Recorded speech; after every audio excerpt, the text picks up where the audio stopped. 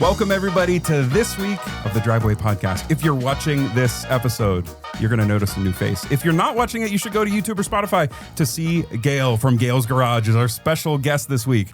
Hello. Yeah, so exciting. If you're new here, which I assume some people are going to be new here, thanks for coming. I hope you stick around. And if you've been here before, thanks for coming back. In the room, we have Natalie Harrington. We have lead staff writer Natalie Harrington. To her left is the aforementioned Gail from Gail's Garage.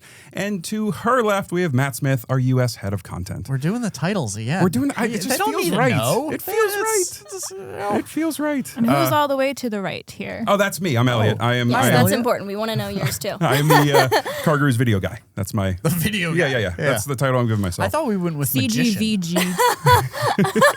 The VG video guy. Okay, so let's get right in. Our guest. That's the headline. Gail, who are you? Why are you here? What do you do? Who let you in? We're getting real philosophical real quickly. Where did you How come from? in depth do you want me to go? Well, tell us about your parents. What do we say? We have 5 hours here. Yep, marathon episode in celebration of the marathon. Absolutely. I found out actually, like in preparing for this, when I clicked on, I'm an Instagram follower. I'm too old to be a TikToker. You follow Gail's Garage I do. on Instagram. And, Thank you and so much. When I saw, a lot of people I know also follow. So I think a lot of people are very familiar with you. You are known. You are known. That's You nice are a known to hear. entity. Thank you, guys. So Either that or we follow way too many car people. that's It is, a small world. I continue Yeah. to learn. So, But it can't be just car people following you because there's so many people following you. oh, well, thank you guys. Tell us your general your story. Where are you from? Yeah, so I'm from Northeast Ohio. I grew up in okay. Rootstown, Ohio, which is, as it sounds probably by the name, it's a pretty small town, about an hour from Cleveland. Okay, Okay. cool. So, yep. Is it on the New York side of Cleveland or the other other side of Cleveland? The New York side. Okay. Nice. All right. Yeah, southeast of Cleveland. Well, look, we're like neighbors. I grew up yeah, in it's Corning, basically New York, the same. right? We're still in Yeah. Look at that. the Eastern Yeah. time zone. So And I'm I from true, Western true. Pennsylvania, Yeah. so There you go, I'm yeah. a near neighbor as well. yeah. Oh. It's all kind of the same after you. And Syracuse. Originally Syracuse, New York. True. Central New York. Look at that. People are Yeah. getting to know us. Yeah. Yeah. The bread basket.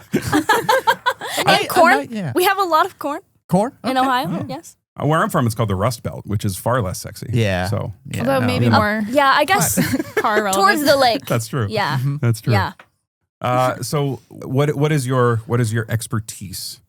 What are we talking about today? Well, I guess you could say now it is cars. Yeah. However, that has not been my professional background for very long. So I graduated college from Ohio State in Oh, cool. 2024. OH. Yes, and IO. Hey. Yeah, nice work. I'm from near Penn State, so I'm well, aware of the OH. Yes. But yeah, so went to Ohio State, graduated in 2024 with a degree in economics. Oh, and okay. Yeah, I'm a first-gen college student, and Nice. access to education was really, really important for me. And so I was really interested in kind of like what social science can do to improve society, whether that's through kind of a governmental route or an academia route or nonprofit or business. I was kind of like really interested in pursuing research in some capacity. So after I graduated from Ohio State, I took a pre-doctoral fellowship at Yale. Wow. So I moved Wow. from Okay. Columbus to New Haven, Connecticut. Yeah, and that's she's how I very ended up on smart. the East Coast. Well, I just work hard. Okay. Hey, that's half the battle. Yeah. But yeah, so I moved to New Haven and started working at Yale, and that was in a program that sort of prepares you for a PhD. So some people that are interested in a PhD, they'll go straight from undergrad they'll apply to, a PhD program, go straight from undergrad. But I actually decided I was, interested in testing out research before, really deciding that was going to be my career, because PhD program is a commitment. You don't make a lot of money, you commit quite a few years of your life to be, working on one project or a couple projects that you hope will get you, a job somewhere. And I was wanting to make sure that was really what I wanted before I committed to it. She is really smart. So I went to Yale and started working for somebody else as a pre-doc, and that sort of simulates the life of a PhD, but you're working on somebody else's projects. Okay. And so I went into a program that most people do for 2 years, and then they go on to a PhD. So I started the first year, and kind of within the first 6 months, I knew it wasn't going to be for me. That's good that you know that early. Yeah, Instead I of think 2 years and a lot of money down the line. exactly. I did researched several times in undergrad. I actually did an internship here in Boston while I was in college. I worked at the policy lab at MIT, and that was a great experience. So I lived in Yale, Cambridge, not far from there. MIT, you got Ohio State. Quite the resume. Yes, Yeah. I was quite an academic in a past life, not that long ago. But so I within the first 6 months kind of knew that wasn't going to be for me for a couple of reasons, right? I had never done research full time for that long. It had always been like also as a student with many other things going on, and kind of once I took a research job and had that as my full-time gig and really understood what the life of an academic was like, it was just not the pace that I had expected.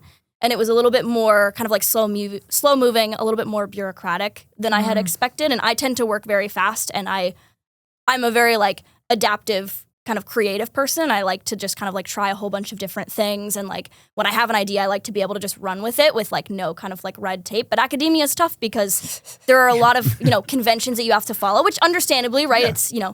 It's very Makes rigorous for a reason. Yeah.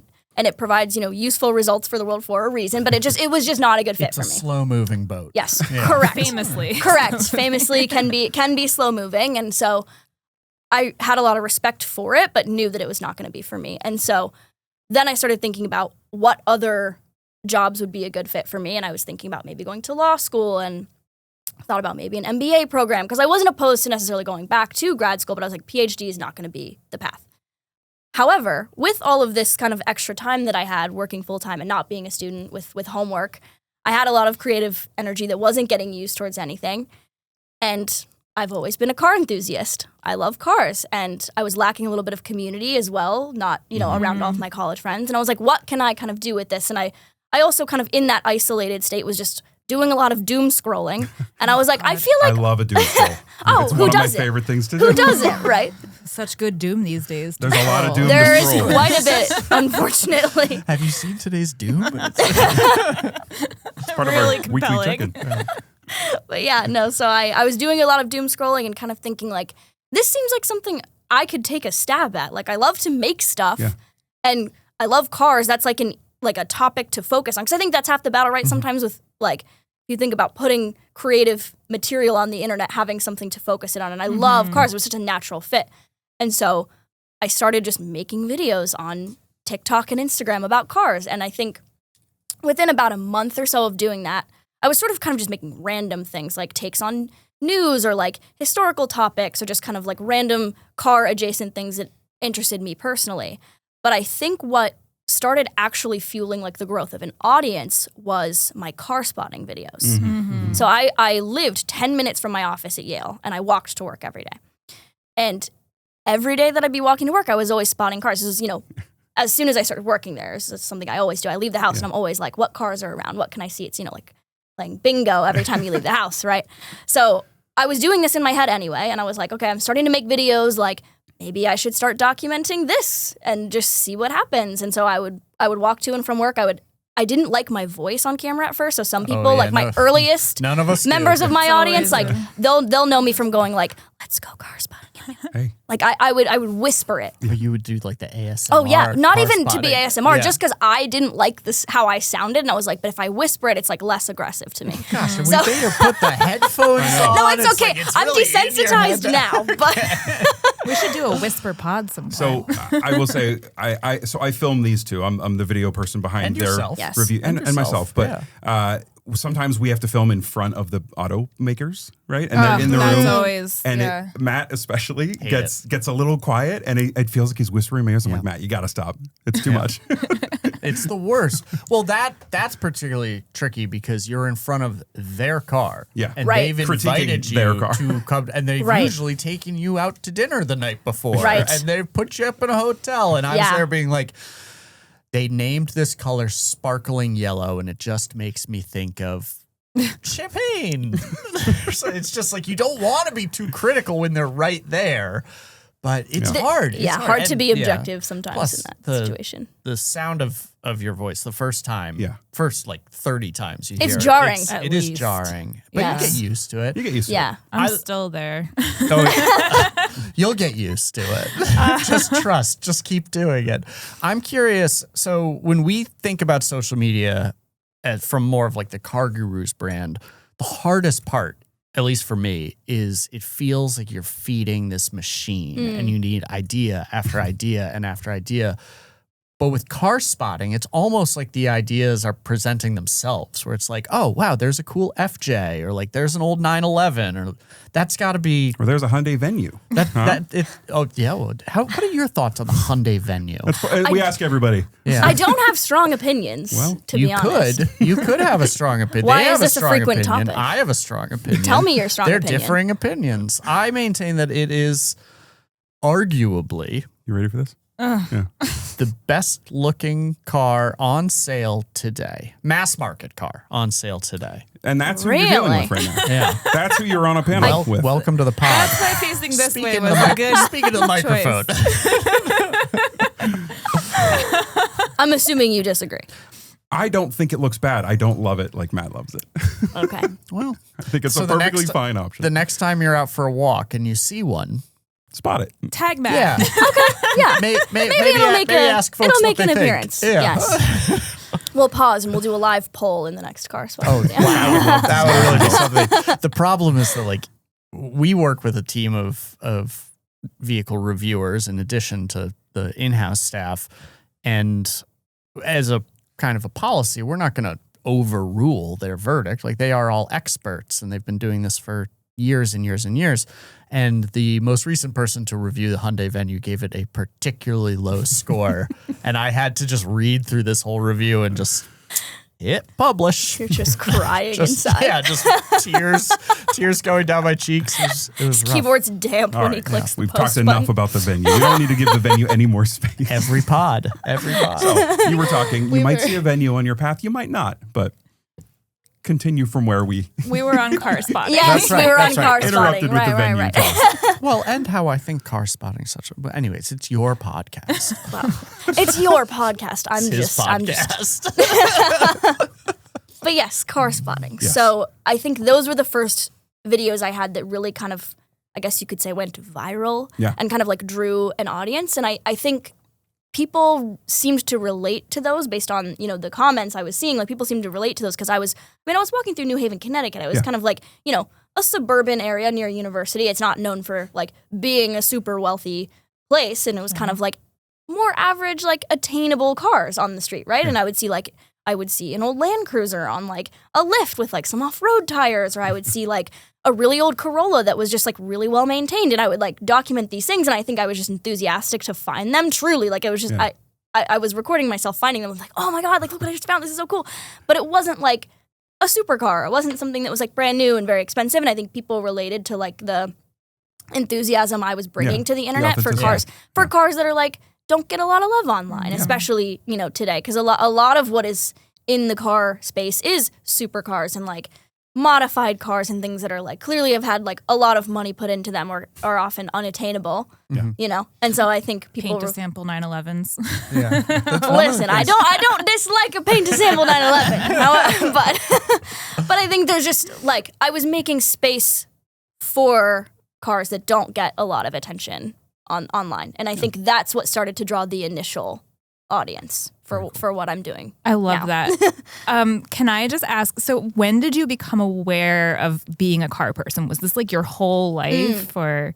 I would say amongst all of the people that I knew, like growing up, I was one of the more car enthusiastic people. But I think like my grandpa was a mechanic on my on my mom's side, and my dad also really likes cars, and he always had Top Gear on and everything. But I don't think I became like fully obsessed with cars until I got my driver's license and like experienced driving. So for Funny me, how that happens. yeah, for me, the love of cars comes from the love of driving and then becoming fascinated with that feeling and then being like, wow, there's like, then I grew an awareness of like, there's so many unique and interesting ways to experience that feeling. That's where the obsession came from.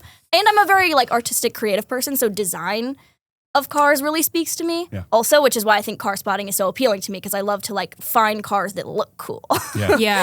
Yeah, So. definitely. And they can look cool in so many different ways. which Exactly. You are bringing a lot of attention to. Not so. necessarily the venue, but yeah. Not necessarily the venue. There's a future. Perhaps. Yeah.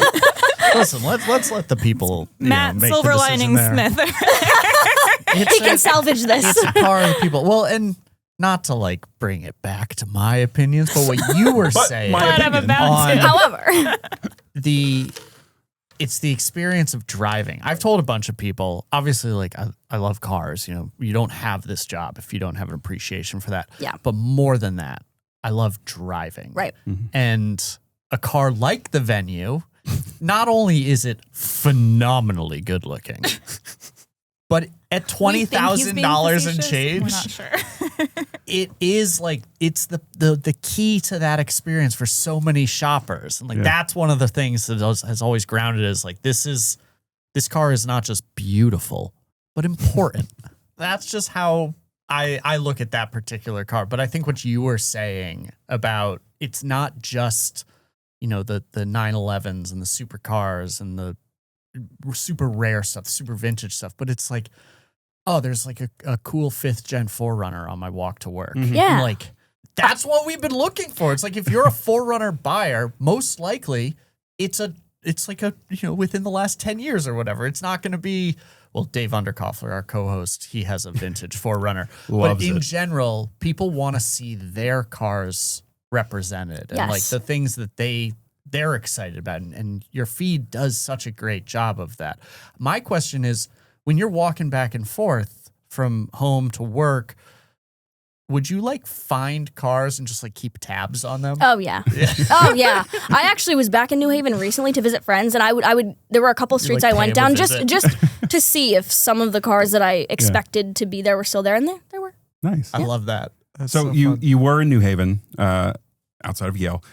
Is New York City home now? Yes, New York So City is home now. What's like you said, New Haven, Connecticut feels a little bit, you know, nicer than average, but I feel like New York City has a wider breadth of things. How does Definitely. New York City differ from New Haven, Connecticut, The as far as famously car shopping goes? car-friendly New York City, right? Yeah, I just wonder Yes, how many the cars. famously. Yeah. Yes. No, it's a little bit of a paradoxical place Yeah.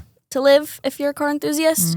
But I think the interesting thing about New York is how gritty the car scene is. Sure. Because I think something that I really appreciate, especially about, you know, cars that I'll see on the street, is seeing something that you wouldn't expect to find in that place, because it makes you, like, in New York, it really makes you stop and think, like, okay, this is like a manual car that somebody is like maintaining well in a place where it's kind of like hard to keep a vehicle, period. Like, you have to like do so many extra layers of preparation, or something like if you own an EV in New York City, like, where do you charge it? Like, I have not seen a single station, you know, to charge an EV, and a lot of people don't have garages, right? So it's just, there are so many added layers of kind of preparation you have to take if you want to own and maintain a vehicle well in New York City. And so I think kind of the mindset of a New York City car enthusiast is honestly what drew me to like going there and to kind of like integrating myself in the community and documenting the car scene. It's my favorite city also. Just, I love how alive it is and how much stuff there is to do just from a personal. But as far as the car scene goes, it is very rich, and there's a lot of creatives in New York City. And I think the overlap between kind of like the creative community and the car community produces some really rich kind of like events and kind of like scenes, even when people do shows in New York. Like, it's just it's a beautiful place to see cars out and about, and such a paradoxical place. And I think that tension is what drew me to go there and be a part of it and make some videos on New York car scene. It's almost like if you like cars and you want to live in New York City, then you have to love cars. Yes. To It's not continue casual. Yeah, exactly. Yes. Yeah, very Yes. much an intentional choice. I mean, even Yeah. space is at such a premium. Like, where are you going to put your car? You gotta. Yeah. Do you have a car in the city? I don't have a car in the city. Okay. My personal vehicle, which is a 2005 Toyota RAV4, which is one of the best cars Still of kicking. all time. 21 oh yes, years it has old. Buy it and 180,000 miles on it, and I will drive it to the moon. 180,000. Yeah. Wow. And it's still probably fine. Oh, it's in great shape. I just redid the suspension last year, and I regular oil changes, and its engine's totally fine. I mean, it's seen, you know, quite a few Ohio winters, so there's a little bit of a rust problem, which is part of why the suspension needed some, you know. But my younger sister is currently borrowing that as her This her is vehicle. one of my favorite Yes. things about car people is that they're like, oh yeah, it's totally fine. I just redid the suspension. It's like, Well, I didn't. I should say I didn't personally. I had it, you know, redone. But Yeah, we just talked on a previous episode about Toyota, and we said you could give it to your baby and they can take it to college. yes, And my that parents has been had, I true. believe, a 3rd gen 4Runner when I was probably like 2.5. Yeah. And their biggest mistake biggest was getting rid of that car because I would have kept it and given it to my kids. We all have those regrets. You know? Making these mistakes. Getting rid of a Toyota is always a mistake. Always. Well, that's a soundbite right there. I love that. So you have a RAV4 that you're not currently using. Do you have a future car? I know all of us, we get cars, and it for me has changed what I want. Like, I'm a frugal, sensible shopper. But the more cars I get with ventilated seats and strong engines, like maybe I do want that. But do you have future, like, do you want to upgrade? Do you want something new? Or are you just going to drive that until you don't need it anymore? I plan on keeping that car forever. Perfect. There will be that RAV4 next to the top tier car that I eventually would get in the future. It will be parked next to the RAV4.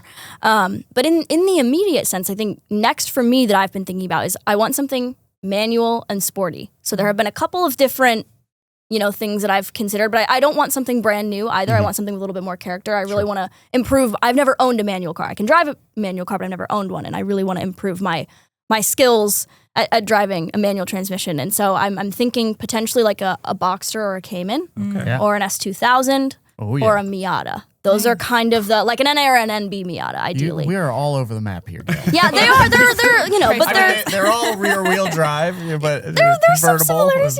Yeah. You can get a Miata for like $5,000. Oh, Right out the door. Cash purchase. No, totally. Let's do it. It might not be the best Miata that you We'll put could the get. podcast on pause. Let's go get one. But we talk about the Miata, not quite as much as the Hyundai Venue, but we're all all big fans of the Miata here. So. It is, dare I say, it is better than the Venue. You know what? That's Wow. Not on trunk High space. praise from Matt. He's made some sensible comments now. Good. I'm proud of you. So from the Come a long way. thank you. From the perspective of a car enthusiast, obviously, we're looking at Boxster, Miata, S2000, but also as like a real person, how do you approach the like shopping conundrum of like, this is what I want versus this is what I need, and where is your middle ground on that? Yeah. So I'm fortunate to be in a position where I already have a car that has a lot of like space for the things that I need. I think that is a concern I feel like for a lot of people is whatever car I'm going to buy have like the space or the capacity for things that I need to transport, whether that's children, dogs, surfboard, All like of the whatever, above. like Gear. gear, camping gear, all of that, right? So From it's Ohio and has a surfboard. Knows people with surfboards. right. Ideally, if I had the RAV on the beach, I would put a surfboard on the roof rack. But no, I think space is like one of the biggest considerations. So for me personally, that's sort of taken care of. I've packed multiple dorm rooms up and moved in the RAV4 and never had any problems with space in that car, and which has been great. So I think for me, the next things that I consider beyond just having something fun is how hard is it going to be to maintain? Yeah. So how much maintenance is it going to need on a regular basis? How much of that is accessible for me to be able to do in kind of like a stopgap situation? Can I jump on something and like learn to do it myself, or have somebody I know be able to help me? Or is this something that I'm going to frequently need to like take to a dealer? Right. Because those are different things. And something that I want to be able to do personally is like learn to be able to do more work on my own cars. And so an old, like kind of like a 90s, 2000s, 2010s car might be easier and more accessible for me to learn to work on, just because there's fewer kind of like electronic things happening and everything's a little bit easier to access. There's less, the engine is less likely to be hooded by something that needs a special key to open that I don't have, So I think maintenance is definitely a big thing. And then reliability, right? I like to drive the cars that I have, as you can tell by how many miles are on my RAV. Yes, my love for cars comes from driving. So anything I have is never going to be an ornament. Yeah. It's going to get driven. And so like the reliability of the engine is going to be something that's really important to me too. Those are both like really independence-oriented things, I think, too, right? Like you want to know it's going to run and you want to be able to do something with it yourself. I think that's really cool. I've always found like the maintenance stuff a little bit intimidating, but I was actually going to ask, is that like next for you? Or? Yeah, it is. Yeah. And I don't disagree. I found it intimidating as well. I can change my own tire. If I get a flat, I can do that myself. So if I'm ever stuck on the side of the road, I can do that. But that's about it for me right now, right? So I think like same for me. Yeah, buying a car that I could learn to work on is part of the appeal of getting something, because I don't have the expertise in that sense that I would like to have. So. Yeah, incredible. It seems like on your page, there's a lot of, can we call them classics? I have never owned a car with, when I got it, less than 10,000, 15,000 miles. So I'm afraid of that like reliability of something older and not being able to fix it. But Natalie, that seems like something that you're Natalie loves familiar with cars that need a little bit Yeah. of work. Tell us more, Natalie. Tell us more. Some of that is an affordability factor for Fair. sure. Fair. It's cheaper when it doesn't run. you don't have to insure it. It's easy. those are the only car of mine that doesn't run is the barn find right now. But, Which is? It's a 61 Ford Falcon wagon. Oh, cool. Yeah. That was an authentic reaction. Thank you. Thank you. I need to see a picture. That's a whole Yeah, can we thing. splash a picture of that for the viewers? Absolutely, absolutely. You can see what rough shape it's in just from sitting in a barn for a long time. Ran when parked, so and will run again.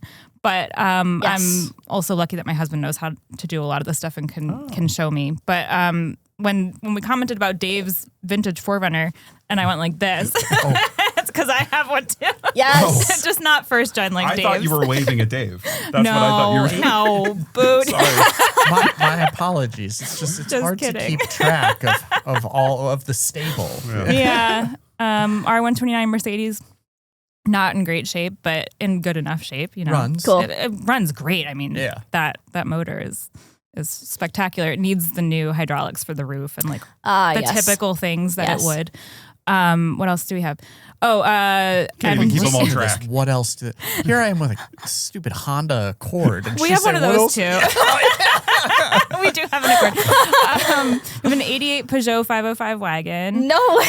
Yep, and it's technically a vintage Beetle, but it has an MG kit over it. cool. So yeah, you Nice. know, that's like we call it the MG, but Matt's learning it's things not he a real didn't- MG. The MG never Beetle. know about that one. Knew that. Well, Elliot accused me of only listening to 30% of what he said the other day. So the fact that I knew like 4 of the 5 cars is actually pretty good. You know what? He's remembering that comment though. So he's making Yeah. progress. I won't forget that one. Making progress. He's evolving. He's evolving. He holds a grudge. He has a point to prove now. But then motorcycles. Do you do motor, or is that something that's Less on familiar. your level? Of, Less familiar like, with bikes. Is that something that you're interested in getting into? I know you've been doing some performance driving stuff. Yes, yes, more with cars. I think if I drove a motorcycle and like learned to ride and liked it, probably, because again, my love for cars comes initially from driving. That's why I'm not a big planes person or boats person either, and I think it's because I haven't interesting. ever piloted an aircraft. So There's still Yeah. time. there is still time. There's not saying I won't, but I think like right now I don't have as much of an affinity for Yeah, fair. bikes, boats, planes. Very fair. But I think it's cool. I Yeah. respect it a lot. Yeah. Are you Same. still riding your bike? No, Or is I it- haven't is in it a paused long for a time. little It's bit? like, yeah, it's not really. Gotcha. Gosh, I haven't started that thing up in a couple of years, unfortunately. But no, just curious. And planes are kind of like for me, like maybe next on my list when I ever Okay. have time. So, Cool. Hey. yeah, right there with you. I don't know anything about them right now. Fair enough. So we are all, I guess, traditional auto journalists where we get a car from the automaker for a week and then we make our content about it. I don't really know how the influencer space works. Like, what's a week in your life like? Are you getting cars from automakers, or is it mainly stuff that you see on the street? Like, what's a week in your life like as far as the content creation? Yeah, that's a great question. So that is not lost, I would say, on the kind of like newer generation of auto journalists. The press car is not lost, Okay. but I think it looks a little bit different in the sense of like I could be given a press car for a week, which does happen. I've had several OEMs that offer a press car with like pretty open-ended deliverables, if any, right? I think there is sort of an expectation that if you give a content creator a vehicle, you don't necessarily have to ask for a specific set of things because the content creator is most likely going to just do a whole bunch with the car, which is You're what gonna I do your tend to thing. do. So there have been times where certain the OEMs are all different, right? There are some that I've worked with that have asked for specific things, and then there are some that I've worked with that are kind of just like, have the car, enjoy. And then they're kind of like hoping that you'll put out Tell a story. put out something interesting with it. So They're just waiting. They're like, "Did you like it? What'd you think?" yeah. So that is part of what I get to do. But then in addition to that, especially being in New York, there's always something unique and interesting going on. So New York is, such a big area, and there are a lot of kind of like headquarters there, especially like BMW, for example, has their headquarters nearby in New Jersey. So they did an event last year where they launched their iX3 in New York. And so I got to go there and be a part of that and see the car when they unveiled it, which was really cool. So there's kind of like the formal car launch type events that are taking place. So I'll go to those, or they'll have, some of the showrooms in New York for some of the OEMs will host events to kind of celebrate a vehicle or the anniversary of something. And so getting to be a part of those is pretty cool. And then otherwise during a typical week, I will go around and I'll film some car spotting in New York, or I'll work with colleagues that I've met in the city to do kind of like a car review, film something specific. And then I also write sometimes. So I just finished up an article for Porsche Panorama that will be coming out later this year. It'll be my second article for them. So sometimes I'm also kind of hunkered down in a coffee shop doing some writing or planning, videos that I would like to film that are a little higher production than, a car spotting video. Cool. Very cool.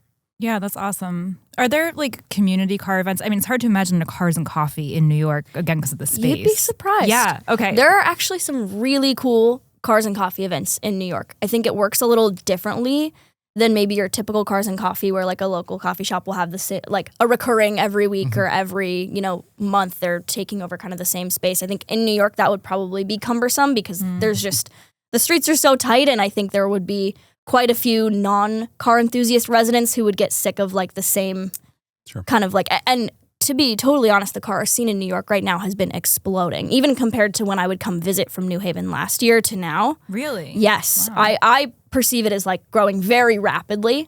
And so the amount of people and the sheer number of vehicles showing up to some of the Cars and Coffee events that have popped up so far, there are quite a few vehicles and lots of people, so it does take up a lot of space. And so there have been some really interesting events. Like La Industrie is a pizza spot in New York. I don't know if you're familiar, but they're very beloved on the internet. I'm going to need to get familiar. That sounds. They're really good. I just tried them for the first time. But maybe we need to do a field trip. Let's do a field trip. We'll just swing down to New York. The See drive some should. pizza. to the road. I'll take you around all the car spotting spots, and then we'll get pizza. Oh my But God, that sounds amazing. That sounds like a fun day. I feel like New York doesn't have enough driveways, so maybe we could bring one. yeah, you would be adding quite a bit there. Yeah. That's really interesting to hear that the car culture is blowing up in that area. I wonder how much you've had a hand in that with like... Oh, I don't know that I personally have had too much of a hand.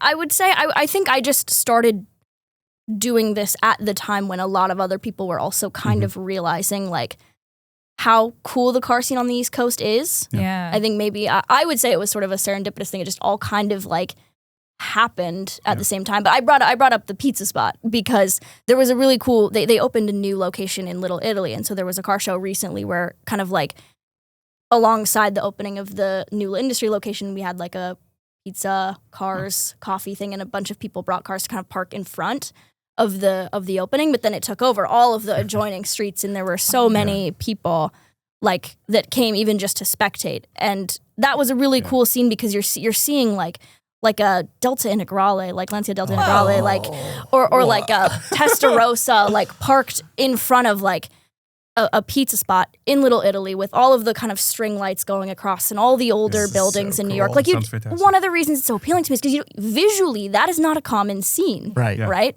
There aren't a lot of places. Can park on the lawn at like Pebble Beach, right? Yeah, well, I I was with you at Park on the Lawn until you said Pebble Beach. But it's like.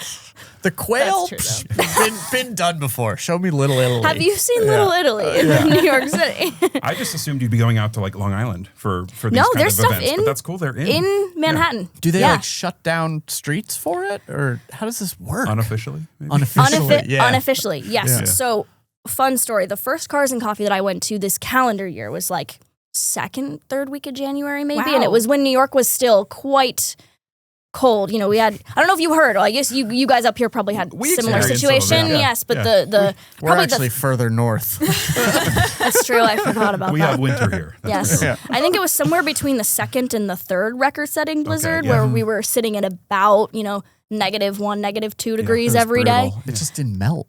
It was so cold. Oh, it was bad. But there was there's a friend in New York who puts on regular car events, and he just kind of like will talk to a local coffee shop and say like, hey, we're gonna do car meet here, and then just kind of like post it online, and then people who want to show up. Cool. But there were probably a couple hundred people and over 50 cars pulling in, trying to park in this very small area in front of a coffee shop. I think it was in Tribeca somewhere, so downtown New York. And that was like, it was chaos. Like it actually, the police ended up having to shut that down because the streets were being blocked, and it was a much larger volume, I think, of both people and cars than anybody was expecting. The power of the internet. Yes. Yeah.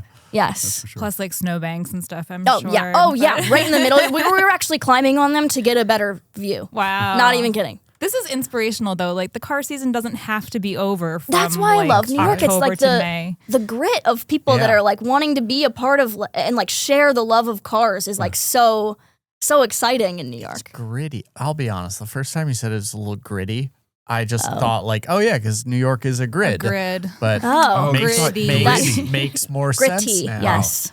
Yes. Nobody else thought that. Well, nobody else. I thinks thought you were going to reference there's like a dance. Isn't the gritty also a dance? That's what I thought you were going to say, and I was like, Isn't one of the Philadelphia mascots also gritty? The Flyers mascot. Lots of Oh. Lots of Yeah, gritties. it's a world full of gritties. East Gritties. Coast gritties. Obviously, so like social media and word of mouth, the internet can influence a car meet. totally. Have you found with all of your followers that you're also becoming a resource for shoppers? And like, do people say like, I want a cool car, but like I don't know where to start, or like how has that crept into your world? I would say actually something that I found whenever I'm kind of organically covering cars that are at like with a collector, like a private collector or like a showroom, I'll cover a car and then a lot of people will comment, be like, is this available? Or even if it's like, it could be a collector, it could be a museum, it could just be a car that's like at a show. Like I was just in Amelia Island. Sometimes I'll cover a vehicle and then people are always like, is this available? Who can I reach out to purchase this vehicle? I'm like, a broker. I'm like, yeah, no, I know. Sometimes, Could be so the next step. in that sense, I feel like people are starting to take note of cars that they could be interested in buying that way. Do you have like a short list of relative, like not like new, because I know you definitely focus more on, shall we say, the interesting stuff. But is there like a short list of like approachable, accessible cars where you're just like, if you like, you need 4 doors, like this is what I'd buy. You want a sports car, this is what I'd buy. Like what's when you're brainstorming for yourself, where do you go? Well, I think for myself, because I want something sporty, I would go back to some of the ones that I mentioned earlier, because I think those are all, especially used, those are all relatively affordable. A nice S2000 is getting pretty pricey. Less affordable, Like unfortunately. 3 Miatas. Yeah. Yeah, but like an NA or an NB Miata that's, in decent shape, or a Boxer, or even like a Cayman, they're not horrible. So those are cars that I'm personally interested in. But I think like as far as like a Ford, just like if you need a reliable 4-door car, I'm always gonna go Toyota or Honda. Like I think Interesting. Okay, yeah. the Japanese OEMs just make some excellent cars that really hold value. Tough to go wrong. Like I for sure. spoke with a friend recently who just paid, I want to say the car had maybe 10,000 miles, but he just paid about 16 grand for a RAV4. Wow. That was like the same generation as mine. Wow. So How was the they, rust? like That's definitely holding I have not seen the car, but just that to me is crazy because a couple of years ago I was thinking, I can't believe this. I was thinking about selling mine. No, I know. You would never. Don't tell anyone. dire straits. But it was a dark time. But I went to a mechanic who thought it had a catastrophic issue that I got a second they opinion. Always get a always- second opinion. Yeah, Always get a always second got a second opinion opinion. because it was not a catastrophic issue, thankfully. And so I did not end up selling it, but I was offered somewhere in the ballpark of like 2 to 3 grand for mine, which I mean it has a lot of miles, but it's in good shape. Like it is a relatively clean car. So like the fact that somebody could get that or would be willing to pay 16 for that is like, if you've got one, hold on to it, you know. Yeah. But it's hard for me to not recommend, especially if you're not necessarily a car enthusiast or if you're not looking for something like super performance oriented, like reliability is always the way to go, and you can't go wrong with especially like a slightly older Toyota, Honda. Now, if you'll if you'll humor me, because I do care about reliability. I own a Honda. Yeah. But I also want something fun. Okay. And I have a 2-year-old. Any recommendations? How do you feel about wagons? This guy loves a wagon. Who doesn't love a wagon? I mean, other than and probably the majority of people, but I love a wagon. Yeah. I mean, in like a super affordable bracket, I'm doing okay. Well, but we were talking about affordability. Matt, we were talking about affordability. If You we're did not, mention the venue like 6 I times. recently drove an M5 Touring. Oh, I'm and not that doing was that exceptional. So if we're really, aiming high, but and that car was No, let's go back to the so much affordability fun. part. He's doing But- okay. He's not doing well. All right. I think like an A4 All-Road, Yeah. like a used one. Those are awesome. Those are really cool. Those are really cool. Or like Volvo. Like even like an older Volvo wagon Yeah. would be cool. Yeah. Those are kind of like the first things that come to mind that have a little bit more character. I got close to buying a V50. It was like maybe a 2011 Volvo V50. Okay. It has a 6-speed manual. It's a cool car. When was this? This was before I started at CarGurus. Oh, okay. I also ended up buying my mom's Subaru Outback. So still a wagon, but I opted for the not cool one. Yeah. And that set him on the path to this. Yeah. So what's he seeing here? To where we're Yeah, at here we are. today. I mean, you notice my beard and my hat and my Subaru. the LL Bean mentions. I know. Well, L Bean makes really good stuff. Was that this podcast? That might have been. That was a previous. That might Every have been a episode. previous. That might have been the first LL Bean. That was a Yeah. callback for our. I think these are great suggestions. Our Yeah. boss, Chris, he has 2 kids as well, but he bought a 996 Porsche 911, which I just think means that he's like, they'll fit. Just squeeze them, just shoehorn them in the back. The seats are not big, but they do exist. They do Yeah. exist. So for the next like His kids are getting 2 bigger. years, maybe it'll work. But they He's are also- European, so They they are, have yes, that's requirements. He's of in the just- UK, but the standards are Yeah, different yeah. for Standards are a little size different. of vehicle. That's right. You're a social media star, a celebrity. We have each gone through and identified a post or two that we found interesting, that Are we you thought going we to would quiz me on my own? potentially. We'll Okay. see how it goes. I know Matt has a few. Matt, do you want to start? Yeah. How should we do this? Should I just describe it? You can describe it. Okay. So I plan to describe mine. I was just going to ask about That works too. Yeah. Oh. Honestly, like I don't have a specific question, but I want to hear as much as you can remember. Admittedly, Okay. it was a while ago. Okay. I went Ooh, I went a deep deep into cut. the feed. Oh, goody. Not like ASMR voice deep into the feed, but The Let's Go Cars party in New that's Haven. exactly that one. You gave folks a look at a Range Rover from the Transamerica expedition. Do you recall this? It had like the light Yes, I do. over the Of course I passenger. do, yes. That looked so cool to me. Where was that? Where do you find these things? That was at the Range Rover house in Pebble Beach Well, during okay, Monterey wow. Car Week. Yeah. Yes. That's probably Are why we I getting haven't invited seen to it. that one? I'll make some calls. Okay, make some calls. Yeah, maybe Gail can make some calls for us. Again, the editor of their magazine is a friend. His name's Jeff. I will happily make that introduction. Hey, He's wonderful. But yes, making connections all he over. invited me to come down and visit and say hello. Cool. It seemed like such an awesome. It's like a little time capsule. Oh, it was great. They left that car exactly Yeah. how it was when it finished the expedition. It was fascinating. Very cool. I mean, obviously, like, performance cars and like racing pedigree, like there's a lot there. And often we see those cars spotless or like, restored Yeah. and they're just gleaming. And that's cool. I'm into that. But that felt like, here's a car that was cool because of how it was used. It was used. It was. Yeah. It was. It wasn't a tool in the like A to B sense. It was a tool in the like A to B sense. Yeah. It was really, really cool. Yeah. Highly recommend people go deep in the feed Yeah. and find those gems. It's a fantastic car. It was so cool to Very get to cool. see that.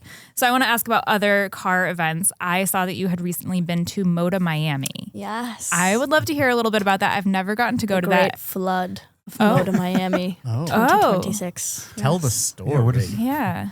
Well, there was rain on the forecast.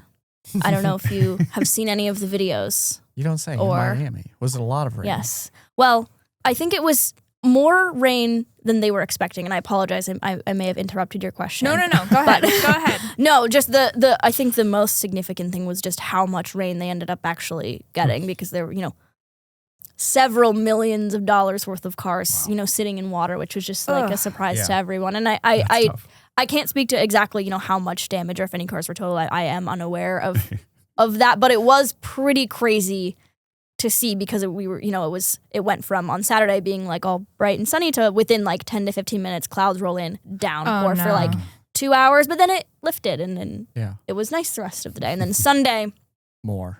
Sort of a similar situation, except it just didn't stop for like 3 hours. Oh my God. So there was just like several inches of water. What time of year is this? Did this just happen? Yeah, early March, late February, early March. Yeah, Wow. yeah.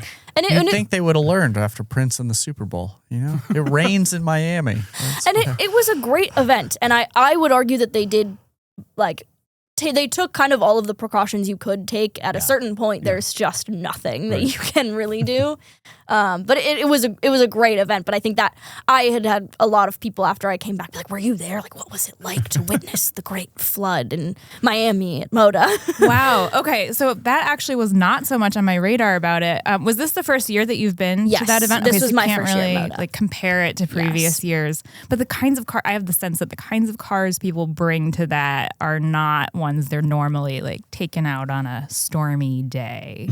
Most likely, no. Yeah. Yes. It was the Moda kind of scene was a lot of like cars you'd expect for Miami. People just probably wouldn't take them out on a rainy day. It was a row of like several Bugattis and Paganis, couple Koenigsegg's, like really cool McLarens, and of course an F1, which is excellent and also very strange to see sitting in 3 inches of water. But strange is What's probably the ground a clearance delicate on way to that? put Yeah, I it. feel like that Not means 3 inches, I don't think. It is in water. Yeah, yikes. Okay, cool. And how does this compare to like a Pebble or an Amelia Island or something? Well, that's interesting because I went to Amelia Island the following weekend. Oh, so actually. They were really back to so back. those, Okay. and it was my first time at both of those events. And I think from a standpoint of putting on like an enjoyable show, both are really great events. They're in really beautiful venues. I am not good with names of hotels, but they're both at really nice hotels. I think it's like the Ritz-Carlton. Yes, right, it's at for the Amelia. Ritz for Amelia, Yeah. and I want to say maybe the Biltmore for fact check me someone, That is a please. hotel. But I think think it's it's in at the Hawaii, or it's in in Coral Miami. Gables. They have a number. Yes. Maybe we can Yeah, Google I've this. got I a forgot we computer. have. It should be the Biltmore and the Ritz. You're right. Yeah. But yes, beautiful venues for both. But I perceived kind of the selection of cars to be like leaning kind of like pretty new and exotic for Moda. Like I said, that seemed to be kind of the focus.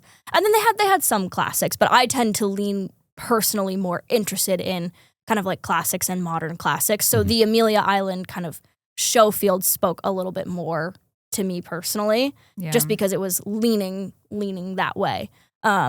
But both events were great, and Amelia Island has Radwood, which is really cool. Haggerty puts that on, and Radwood has become part of Haggerty, and that's kind of like an 80s 90s show with you're familiar. Well, yeah. Cool. I feel like this is right in Natalie's wheelhouse. Radwood's the best. Yeah.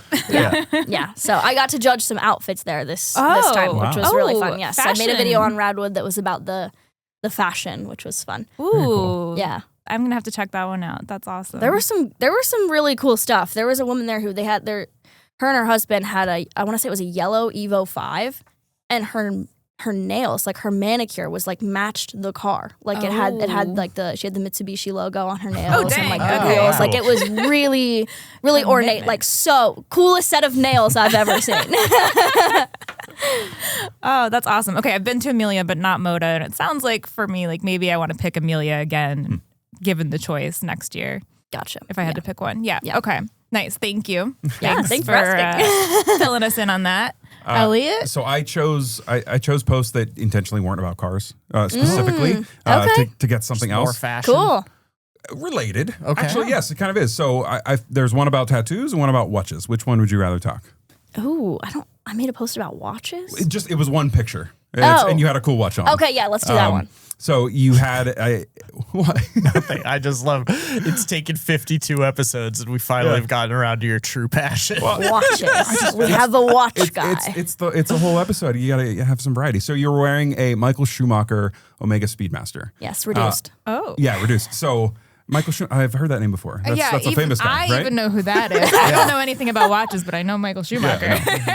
And I was just like, are you into watches? Do you have a collection? What's your... That is not my watch. That was not your watch? No, that is my boyfriend Will's watch. And that was his high school graduation present. That was from your his wrist, dad, though, yes, but it was right? my wrist. Okay. I was borrowing it Perfect. because I have a good friend in New York who is a watch influencer. And she knows a lot about watches, and she's been slowly educating me. So I'm learning a little bit more, and Will has also. So I've been learning a little bit more about watches. Would she like to be on the podcast? She probably would love She to could be have on my the spot that day. I'm getting, she's also interested in cars. She likes to do autocross. So she is, cool. she's interested in cars as well. Very but cool. we were at her birthday party, and the theme was no dress code, just cool Wear watch. a cool watch. Well, it was a good choice, and So- your boyfriend has good taste. Yes, So, he does. Very cool. He also has an L322 Range Rover, which I was going to try to work in at some point, but I'm slowly becoming convinced that that's one of the best cars ever. I want to hear more about that because I saw that social post. Yeah. Is that the my boyfriend just bought that- $1,000 Yes, Range he got Rover? that car for $1,000 Range $1,000. Let's hear about that. So is that he doesn't spending seem to the be rest like, on like his car therapy? Like that's gotta be terrible for your mental health. Electronics. A $1,000 Range Rover. Yes. Well, apart from the fact that the engine is making some noise that it shouldn't be making, it's actually doing okay. Yeah. He's had one incident with it since he got it where I don't remember exactly what it was. Maybe something with the transmission was slipping, and he had to do some emergency maintenance and then put it in the shop overnight. But he works on all his own cars with his business partner Jackson. They also run YouTube, Captain Crankshaft. The audience might be familiar. Does the stereo work in the Range Rover? Yeah.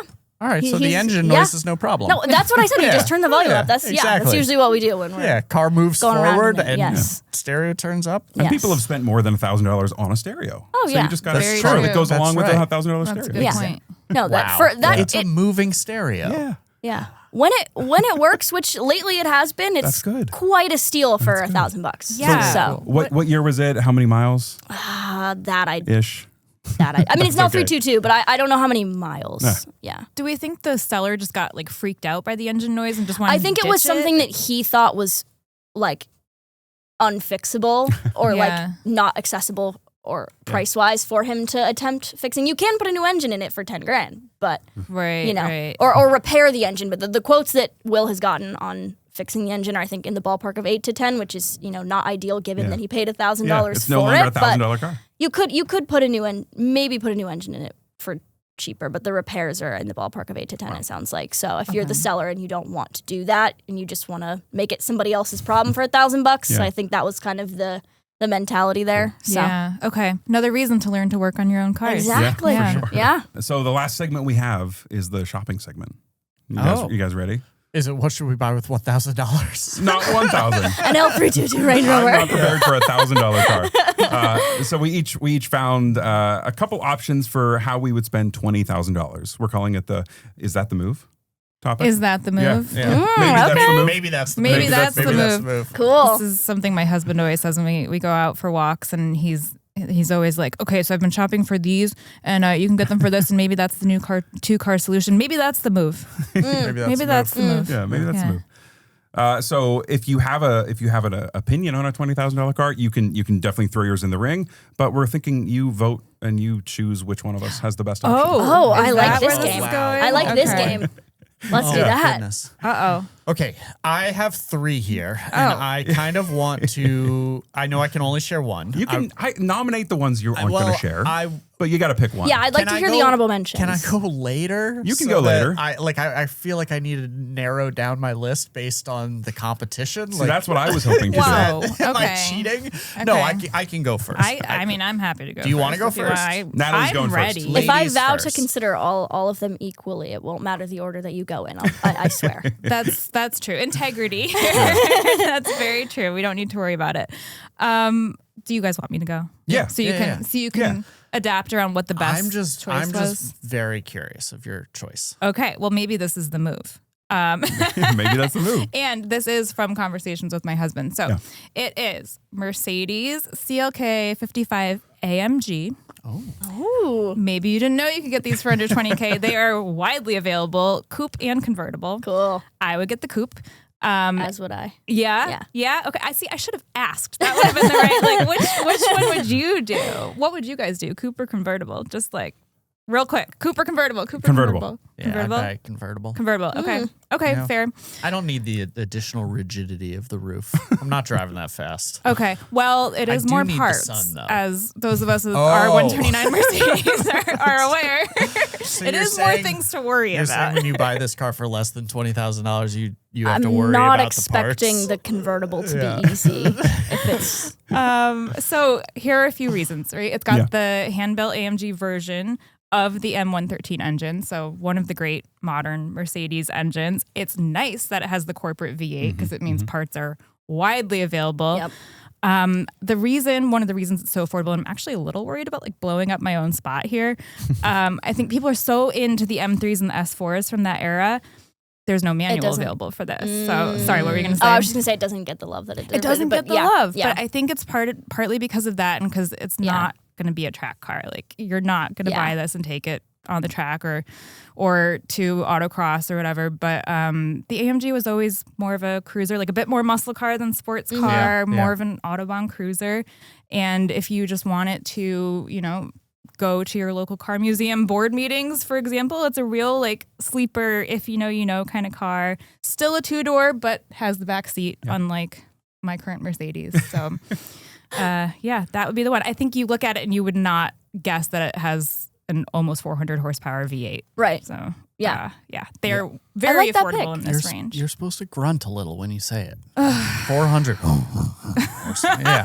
That does not How about sound like whenever me. we say that, you grunt for us? Yes, there Maybe. we go. Maybe. You can make that sound effect and just add it in there. Oh, that I'd be open Yeah. to. If it could be a button. We'll do some sound effect recording. Yeah, it's good. I think that is a terrific choice, but I do it's like not. that. It's gonna be- ultimately, it's gonna be me. you're the judge. It's not going And were we supposed to bring specific listings or? to. So on CarGurus.com, Yeah. you can find all these vehicles. I brought listings. I have- If you found a listing under 20, I feel am free. snooping and seeing some cool ones. from Yeah, over here. there are actually. Maybe I should let you pick. I can say which one. I was going to go It's right gotta be up silver to the though. limit. Gotta be, or is that maroon? Silver. Yeah, I'm a that's cool, silver right? car fan. Okay. Really? Yes. Good to know. Yes, Wow. my Silver Arrow. dream 2-car solution is my silver RAV4 and a silver 993. Oh, that. Yeah. Okay. I have good news for you. Every automaker makes a silver car now. True. Would you- They make very few other colors. Yeah. Would you go varieties with of like silver. cool silver, not like Cool new silver. silver? Would you go with like the standard Porsche silver? Or would you do like a PTS silver? Would you I match would your do- RAV4? I feel like it's that's a good idea. That's Or a great. maybe I paint think the it's RAV4 to match close that. enough. Yeah. Already, so I think I would probably leave both Okay. stock. I'm fine with the as it comes. Yeah, but it's a good color. yeah, it's great. Fair. So the one that I was gonna pick is this 2004 that is $19,999. Hey, Right under on. 20. Yeah, right under Perfect. there. That looks clean. We're Yeah, not taking right? into account fees. There's no destination fee on a used car. Yeah, Yeah. 74,000 That's miles. real shopper advice. or Doesn't taxes, right? doesn't have a deal rating, but there depends on your are a lot available for under 15 and even under 10 on CarGurus.com in areas like Arizona and Florida where we don't have to worry about rust, Yeah. presumably. So, Nice. yeah. Cool. I like that pick. That's a great pick. Thank I like you. that pick. It's Thank going to you. beat mine. Matt, what do you think about yours? Are you ready? I'm ready to go. Go for it. Let's hear it. I'm just so you know, I'm very excited to find exactly how old the Toyota Sienna has to be to get under 20,000. Can't wait for your I'll talk pick. about That is my- objectively the best minivan of all time. Well, maybe No, I'm going to no adjust argument. my dream 2-car garage is a Toyota Sienna and everything else. So, Anything else? Well, my pick, yeah. if I have $20,000 to spend, Yeah. I tried to take my very practical, risk-averse hat and put it in the other room Cool. because I wanted to acknowledge my audience. Yes, thank you. yes. I feel seen, Matt. Thank you. A 15 to 16-year-old Volvo C30 T5R design. This is a car that if you know, Yeah. you know that it actually wasn't that great of a performance car, but it You're is really selling it. insanely cool, to me at least. Yeah.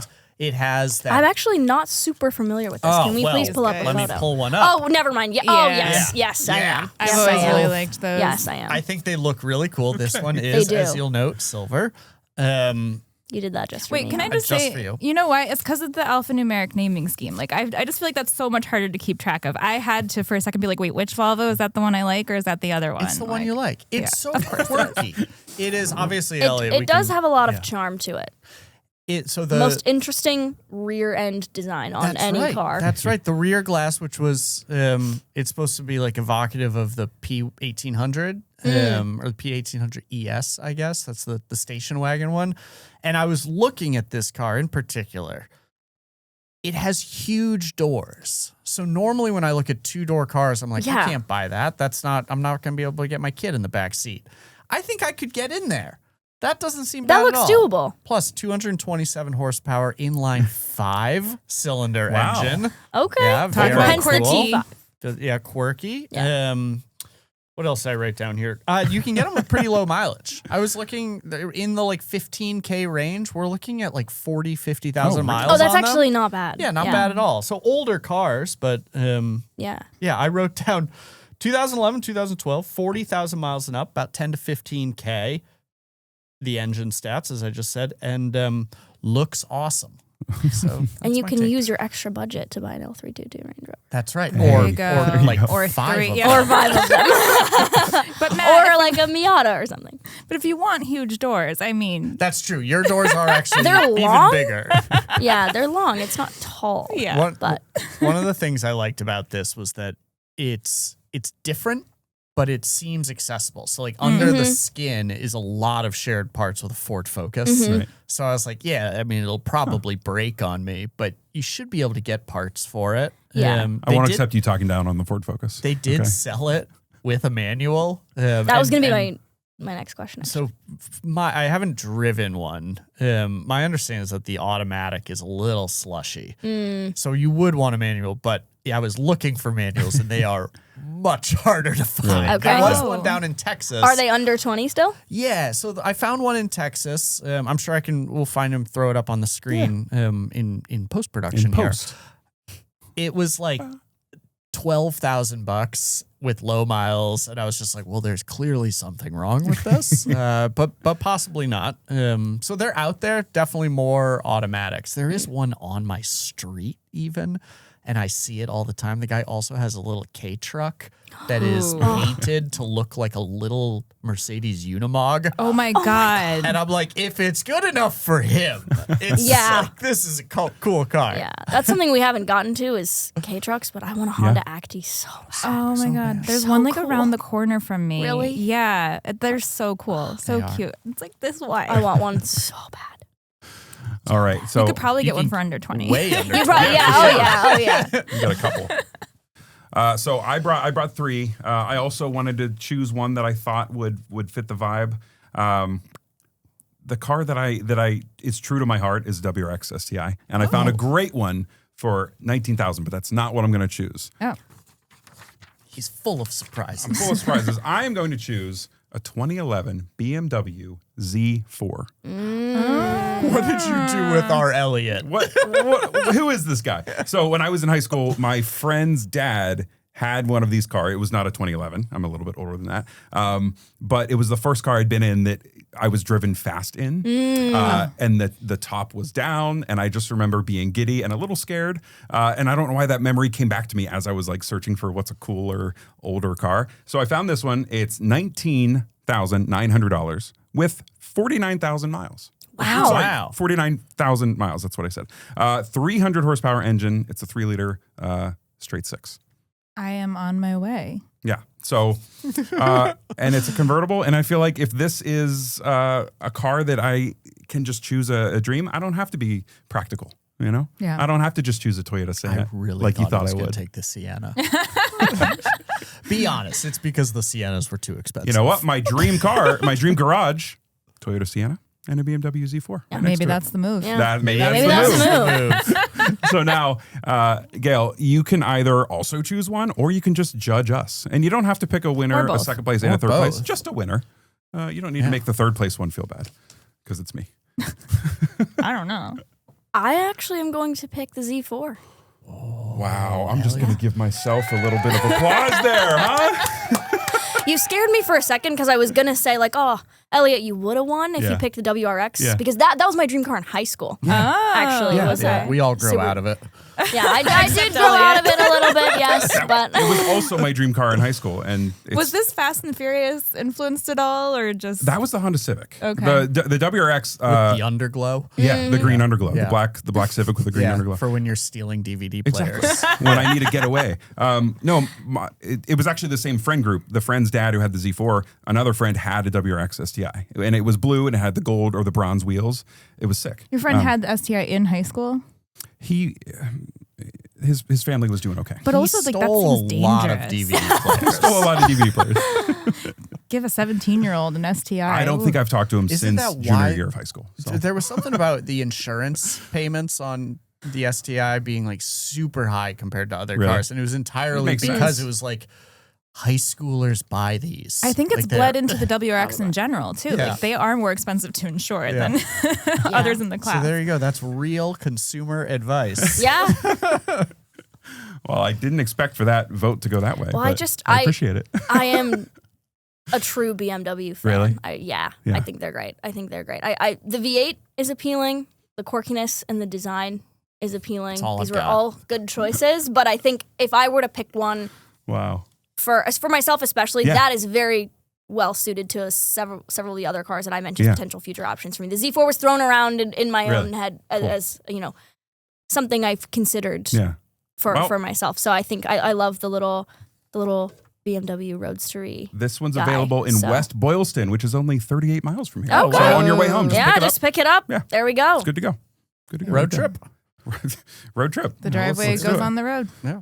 I was also thinking that the driveway and the garage just goes together. Mm-hmm. You know? That's kind of just a fun marriage Yeah, of. that's fun. you know? That's fun. We never even thought about that. I thought about it earlier guys. and now just now. So The okay. driveway leads right up to the garage. Yeah. So the last Here I thing, the last thing we normally do with these episodes is we do a little bit of what's in your driveway. What car are we driving? I don't know if you want to talk about the car that you have now, if you can talk about it, or if you want to talk about it. Well, yes, I'm currently driving a Maserati Gran Turismo, and Yeah. that is a car that I have through Maserati right now.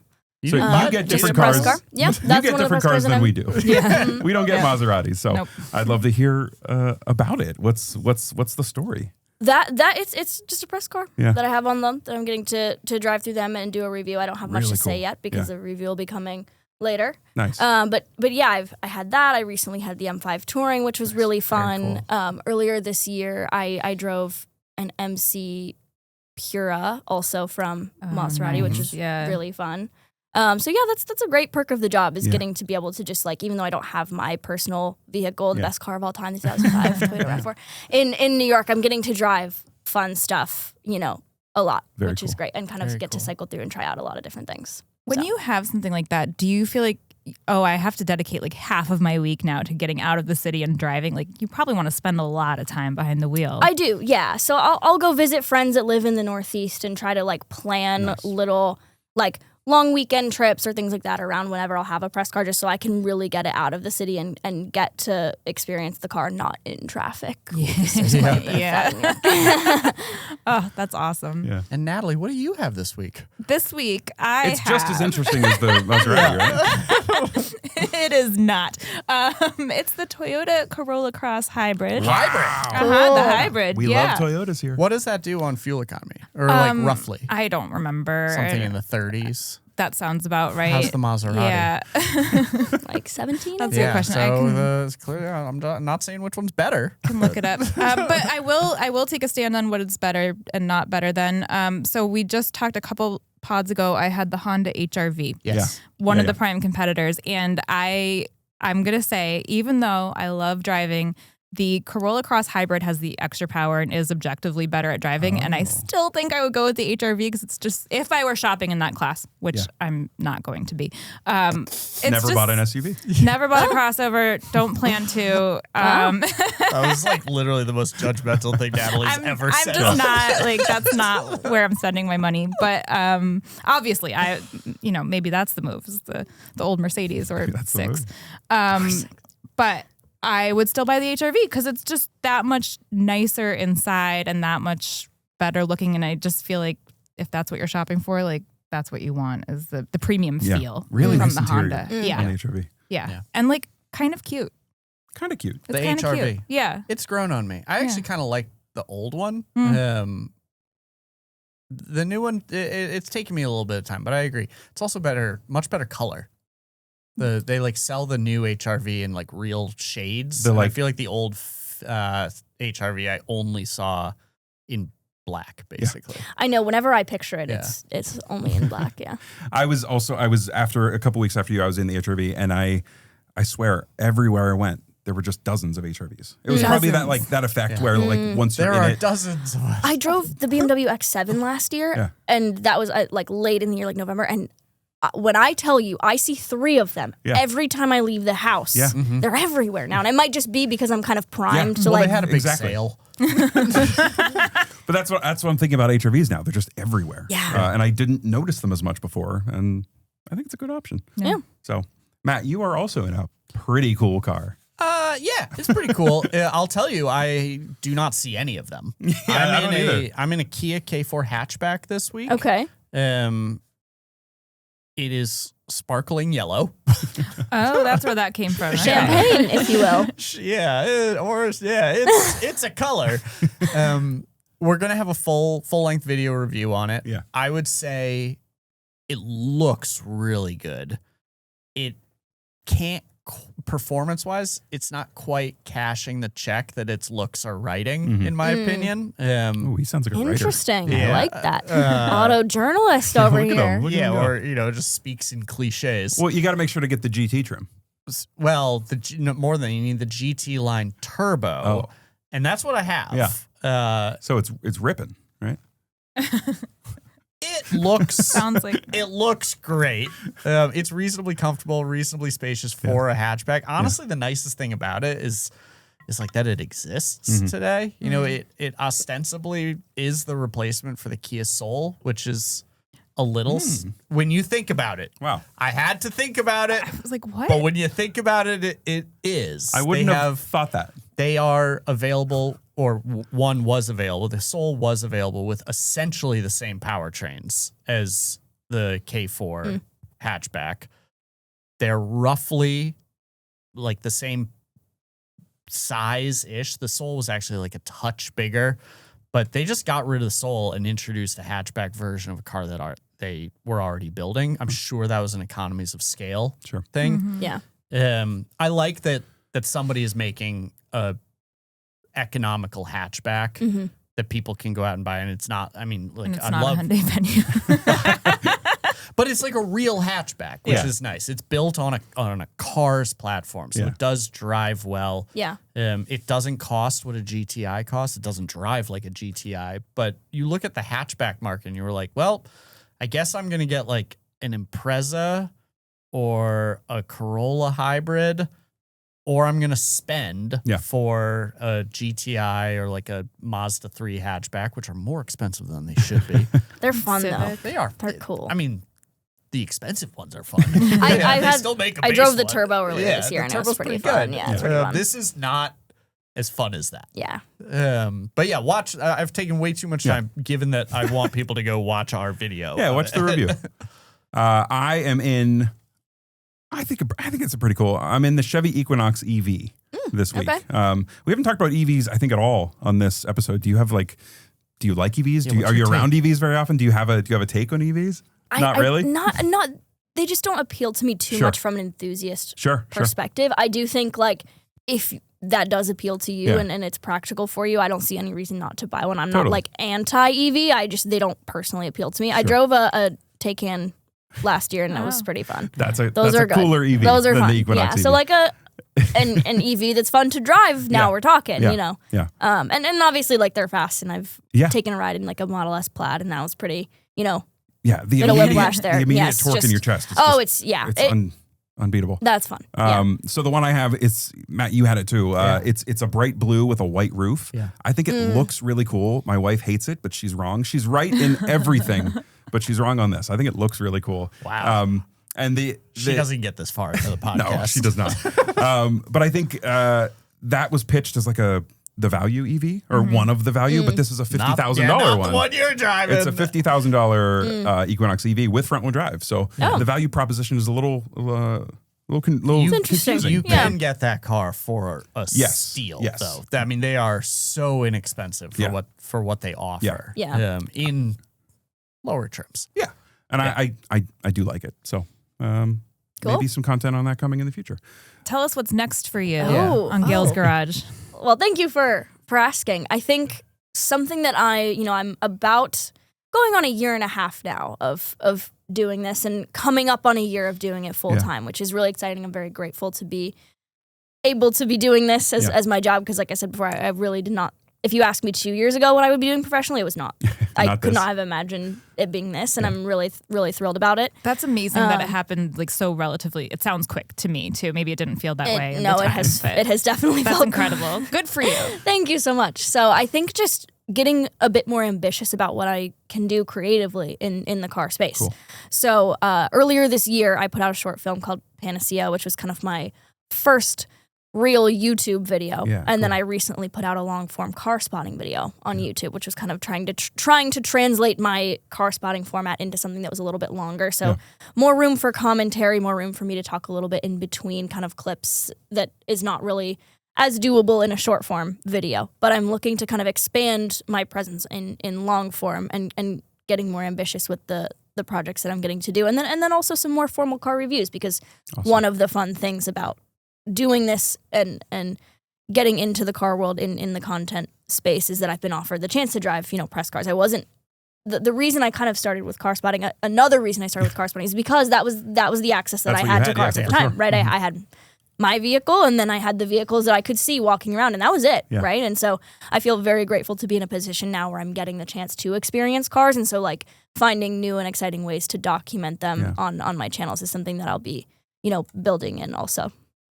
That's awesome. Amazing. Very I'm cool. excited to watch. Yeah. I've seen, so Panacea is a delight. Just fabulous. Thank you so much. Really good. I assume written, directed, and co-starring you. The other star being the 911. 912. 912. Targa. Oh, yeah, wow, 912 Matt. Targa. I will hand in my car guy card at the door. Very great film, though. Yeah, Thank really you. cool. Yes, thank you. Yeah. So everyone head to your YouTube channel. Is that Gail's Garage? It's on Gail's YouTube? Garage 296 on all platforms. What is 296? Yes. It is for the Ferrari. Oh. The Ferrari 296. Yes, that was the first, kind of similar to your Z4 story. Actually, that spoke to me because the 296 stands out to me for a couple reasons, but it was the first Ferrari I ever got to take a ride in. Cool.